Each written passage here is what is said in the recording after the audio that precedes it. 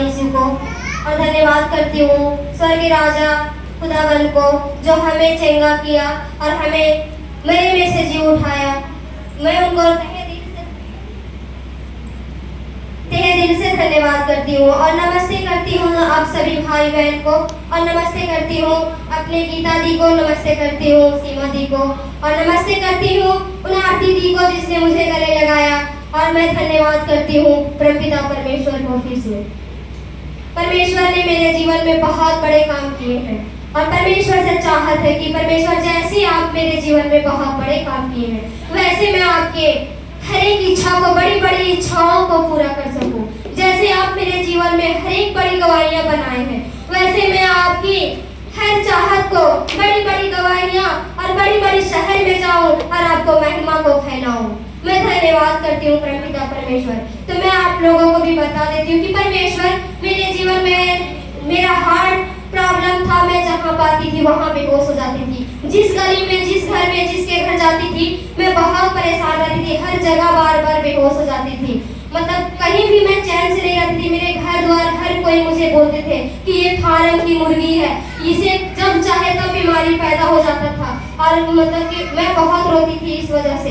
तो परमेश्वर ने मुझे चंगा किया और जब से मैं परमेश्वर में चंगा हुई हूँ आज तक परमेश्वर ने मुझे एक बार भी बेहोश की नाम नहीं हुआ है। मैं परमेश्वर को सुनाई नहीं हूँ क्योंकि परमेश्वर सच्चे खुदा है। परमेश्वर एक अंतर्यामी है जो अपने बेटा बेटी को के बारे में जान जाते हैं और वो जानते हैं कि कौन मेरे बेटा बेटी मेरे लायक है। उसे उन्हीं को वो चुनते हैं जो उनके लिए सच्चे दरबार पर जाते हैं, जो उनके लिए सच्चे राहों किसी को दिखाते हैं। वो बेटा बेटी उन्हीं को वो चुनते हैं। परमेश्वर ऐसे हमारे खुदावन है, वो बहुत दयालु है। अगर हम एक छोटी भी गलती करते हैं और उनके सामने घुटना टिकते हैं तो परमेश्वर हमें क्या माफ कर देते हैं। उसी तरह परमेश्वर ने मेरे जीवन में हर एक बीमारियां को ठीक किया।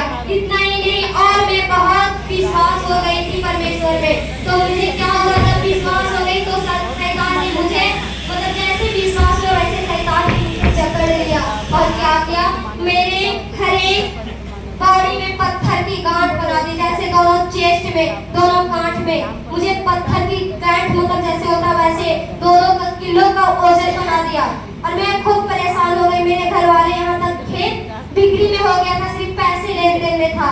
लेकिन फिर मेरे घर में हम समझाए कि नहीं जाना है। फिर भी उन लोगों ने नहीं माना।